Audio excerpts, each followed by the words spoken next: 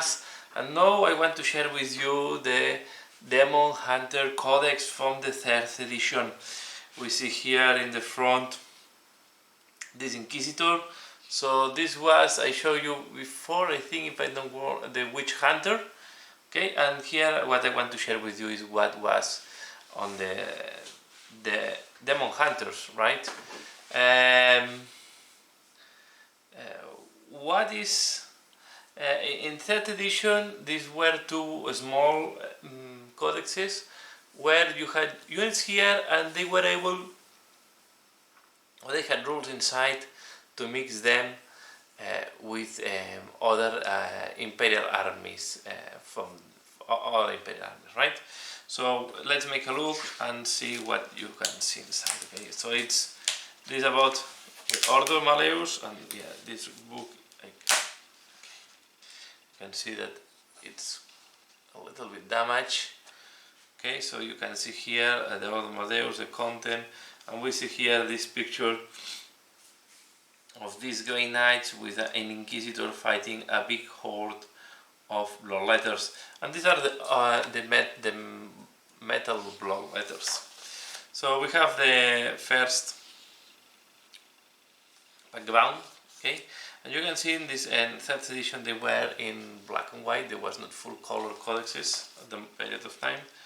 So you can see here it's all about the Grey Knights and Inquisition, this book. So when they launched Grey Knights, they were not a faction to play alone. They were mixed with the Inquisition. So you had was all about Ordo Malleus, okay. Then we start seeing start seeing the different units, okay, and they start with the here we have the Inquisitors first, okay. I missed to, so it was explanation that these are the rules for the Grey Knights.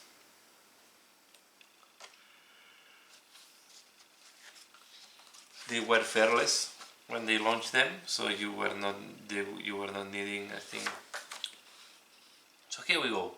We have the powers of the Order Malleus, and here this was you had the Hammer Hand, and you had also the Holocaust, the same, and the Santic, so the same powers that you had from the Grey Knights later on. But here, and then we start having the Inquisitorial Henchman, okay, where you have a basic profile, and you had different rules. If it was a familiar, or a Eurofan, or an acolyte, or a warrior, or a wise man, or a mystic. So you had different roles. Then we go to the what is the armory, or the weapons of the Demon Hunters. We have here all the expression of the Demon Hunters. Okay, and we go to the army list, and here we are going to see what was the army list. So we have the Great Inquisitor as one of the options for the HQ. Or we had a hero of the Grey Knights. Okay, so these were the two options. So you pick a Great Inquisitor or a hero of the Grey Knights. As you can see, they were not captains or any type of grades here, so it was a hero of the Grey Knights. This was a very preliminary launch of the Grey Knights, and I think we only had Terminators, strike Marines, and then the characters, if I'm not wrong, all were on Terminator armor. Okay. From elites, we had the Inquisitor. Okay, so this is a normal Inquisitor. This is the Grand Inquisitor. Okay, and we have more rules. And the Grand Inquisitor can have the Henchman, and then we had the Inquisitor that does not have option for Henchman, I think. Yes. Then we have as well the demonic host, where you only can have one, and there were up to 3 demonic hosts, so you can see was not part of the henchmen or the inquisitorial units. They were something that you were able to purchase as a lead choice. You had the Terminators, Green Knight Terminators, and then you had the Death Cult Assassin. Here we have as well the Agent of the Obsessionorum, where we had Vindicare Codexes, Calidus, and Eversor. And then as a troops we had the Grey Knights, the Strike Grey Knights, the one with servo armor, and we had the Assault Inquisitorial troops. Okay, we had the transport, so the Chimera for the Imperial troops, and then the Rhino for the Space Marines, and the Land Rider for the Space Marines. As you can see, they were not fast attack in this codex, and then we had as a heavy support we had a special squad of Green Knights. That was the ones with the that they can have more special weapons, or we have the orbital attack.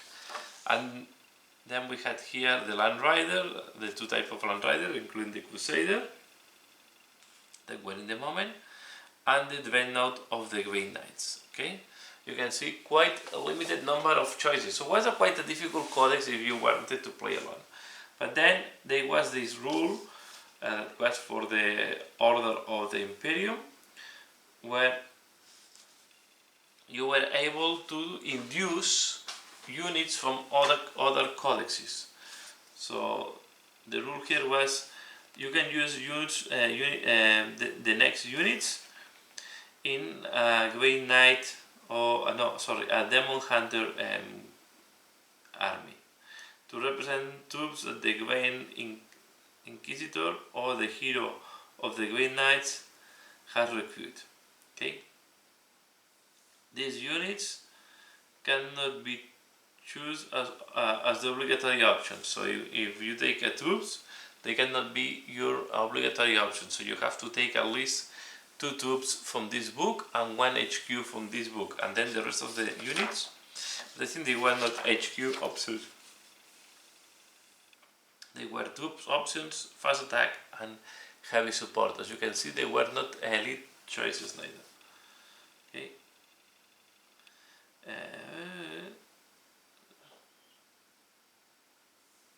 And you cannot use Space Marines as a light if they are Grey Knights in the army. So if you take Grey Knights, you cannot take Space Marines. For example, here you can have a tactical squad of the Space Marines. You cannot take them if you have Grey Knights in the army.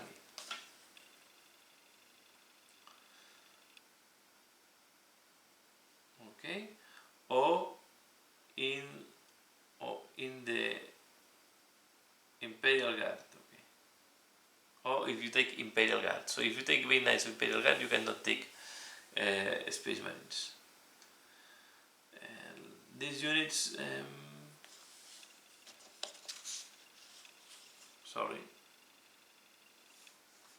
then there are units that are have the cross marking.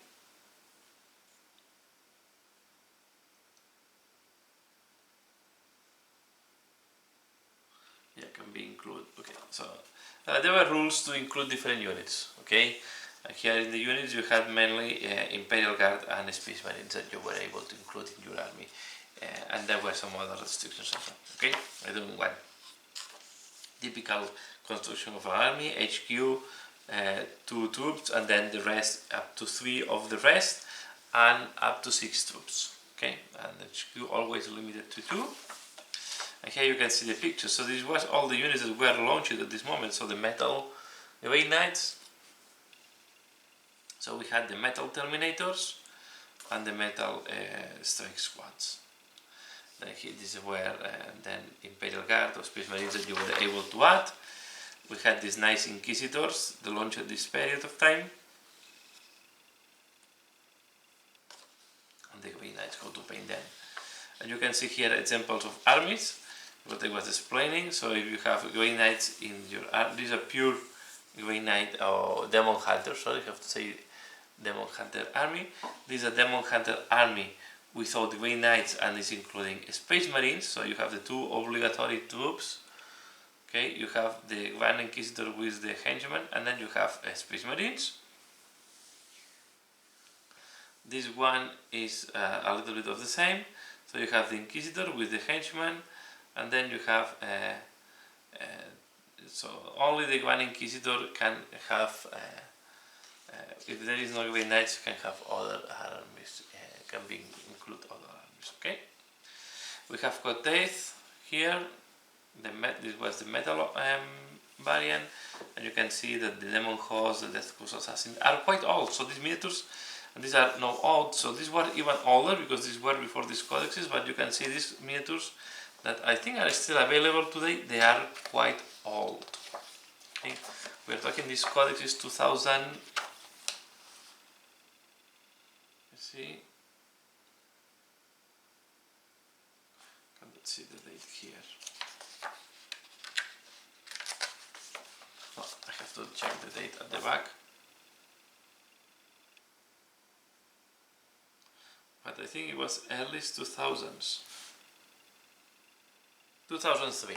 Okay, so some of the miniatures that you have here have 17 years because they were originally in metal and they have changed now to fine cast. But the Death Curse Assassin, can you take it? The Demon Host, you can also buy them today. And the Rhino have never changed. And these were the all metal Crashling tubes. Okay, you can see here, and here they give you ideas for conversions, modifications. So I like a lot this type of stuff, and you can see more battlefields, heavy metal, so nicely painted miniatures. And then we go to the opponents of the Demon Hunters. Okay, so we have there were here rules to make the opponent army. What was quite curious that in the Codex of the Demon Hunters you have the opponents, and here are reasons to put to have a Demon Hunter, and then we have two scenarios. We have here Inquisitor Diaz Torquemada, that is now Codexes. Inquisitor Kixos, and the Captain Esther was launched with this codex. And some background. And this is what you had in the Grey Knights, and this is Titan, where they are originally from. So this is the codex of the Grey Knights. You can see there were not too many units when it was launched. Not Grey Knights, sorry, Demon Hunters, I always mix. So this was the Demon Hunters, only 3 Grey Knight units, okay, at this period of time. And yeah, it was one of the most difficult armies to play with because you did not have the different type of options that we have today with the Grey Knights. Even Grey Knights today is a very complicated army because it's quite limited on what they can do, but you can imagine in this period of time most of the people were playing henchmen. Okay, but it was quite nice, and this was the starting point, not the starting point, but this was the first official codex of Demon Hunters that I remember. I know Grey Knights were existing before that, but this was when Grey Knights had the new look, before they had a completely different look, okay? So this look of the Grey Knights started in this codex in 2003. So yeah, just a little bit more of the Warhammer 40,000 history. I hope you liked this video. Please let me know what do you think. Give a like if you have liked it. And as usual, thanks a lot for watching, and see you again later. Bye.